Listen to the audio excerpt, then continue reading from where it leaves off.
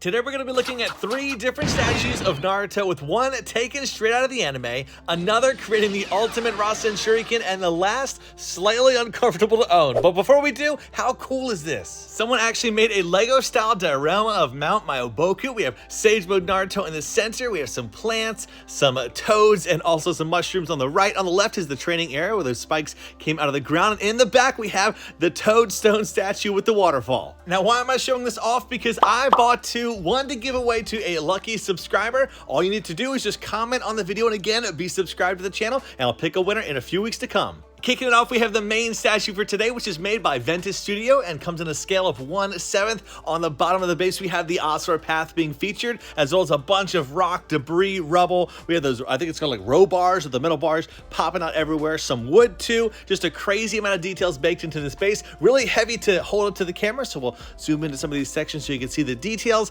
If you see like holes or notches, that's where different effects or people will be installed a little bit later. Many of the metal bars were sculpted separately, and I did install them off camera. Kind of a boring and tricky process figuring out where they all go. Unfortunately, I did have a break in my statue, and you wouldn't really expect it with what I'm showing here, but this piece did break off the statue, the scroll that sits in the back side of it. Now, on the bottom here, it was originally glued and connected to the statue. Somehow it disconnected during shipping. Probably one of the best breaks you can get, being that it was a disconnect and not like a break or a shatter. But here's where it does get installed. This is my super glue of choice whenever I'm repairing statues. For this one, because it's impacted into the base, I'm going to give a generous amount of super glue to get it back in there. Normally, super glue goes like, you don't need much of it, just a lot goes a long way. For this one, I do not want it to ever come out again, so we're putting a generous amount in there. Hold it a few seconds, let it settle, and should be good to go.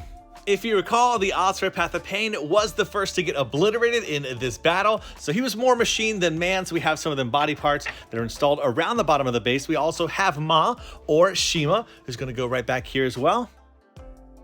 As with most battle scene statues, we do have some dust or cloud effects that were sculpted separately. This one is painted really nice. It's got a pearlescent, clear look to it. And then for some reason, they decided to sculpt the top of his head separately. So here is that. We can see the headband. And then we have the other arm, which is, if you look closely, you can see all the different muscles that are flexed and tensed throughout that. So really crazy amount of details that they put into those. Some more dust and cloud effects. And then on top here, another larger one. And we cannot have Ma without Pa or Fukusaku. On the bottom, that is actually a steel rod that helps them connect to the base. A little bit of an odd placement where they put it. On the back is the numbers of Jiraiya engraved on him, though you can't see it too well with the cape on. Up next is the GIANT Rasenshuriken. This thing is absolutely massive, all one piece together. Flipping it around, this one is removable right here, the middle of it, where we can reveal the battery pack, where we can turn some LEDs on. I usually don't like battery powered LEDs that much, but at least they had something, or gave us something, to allow that to light up. That's where it does key into the main part of the base with that little hole, and we can see all sorts of little grooves that are in here where other effect pieces, some of those dust or cloud particles, will install into. And why I don't like the batteries is, number one, it's a manual process to turn them on and off, and also the batteries just drain and die quick, and they're also just expensive, so wish it was powered by USB or AC adapter instead. But the effect particles on here just give it a whole new dynamic and feel, as if it is swirling around in the background. Here's the LEDs turned on and dimmed down lights. That's what it does look like. With all the effects installed, we have the first clone for Naruto that's going to be on the statue, one of 3 shown. We have the notch on the bottom of the foot, which is how it will be installed onto it, and the amount of like realistic details in the actual outfit to make it look like he's, you know, all the wrinkles and the folds and stuff like that. It's crazy how realistic this looks. Also, the crazy amount of texture that they have for the statue. If you look really closely, you see this fine details riddled all throughout the main outfit and also his cloak. The studio is definitely not holding back at all. This is one of the best unlicensed studios that I've seen in a while, as far as the quality goes and just the overall design. You know, this one takes a dynamic statue to a whole nother level. Here is a scroll piece, or like a scroll effect, that's going to be attached to the back of the statue. Unsure why it has cracks in the skull. It almost looks like a stone crack.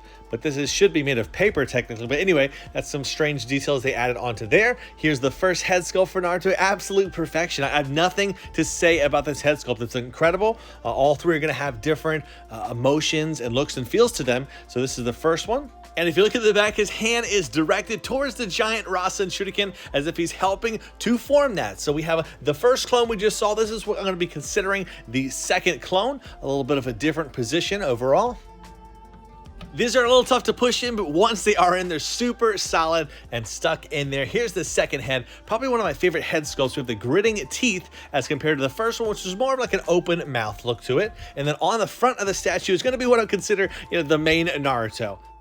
On the back, we can take a closer look at the ninja tool pouch there. And on the bottom, look, it's got all the details, even the seam lines in the actual pants. It's crazy the amount that they fit in here. And again, the shading that makes some of those details stand out even more.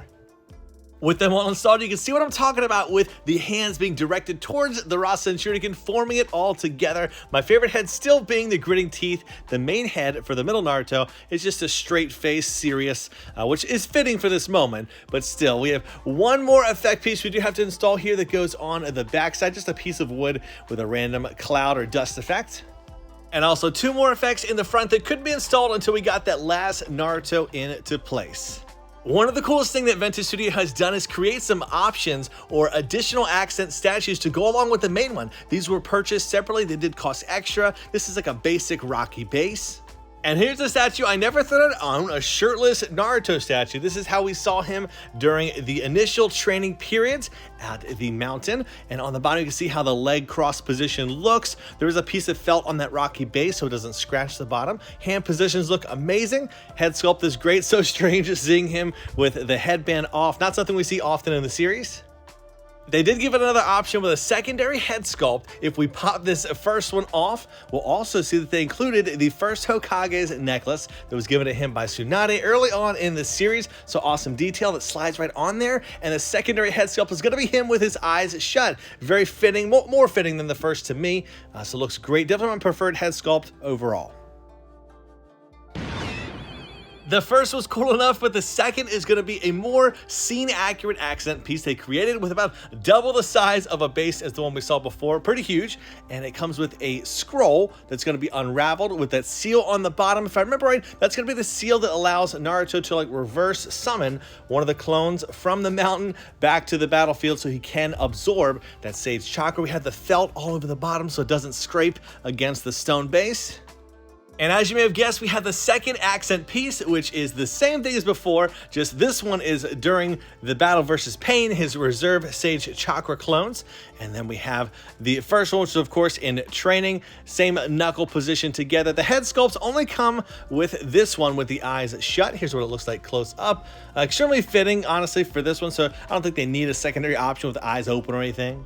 I thought about swapping some of the heads out, but this one is just so different because it has that notch on the bottom, so you can. A cool feature they added was some of the birds. If you remember right, during this time, he was so one with nature. Nature was calm to relax and sit with him. So these magnetically attach, except for the third one. The third one just is a pain in the butt. After multiple tries, finally found that right angle to rest him into position. An incredible accent statue, but honestly, an amazing standalone statue by itself if you wanted to. So I love cards, and here's my MNT graded MR Sage Naruto that I'm going to be displaying with this statue. It's going to be the black label as well, so a perfect condition card. Love MNT slabs so much.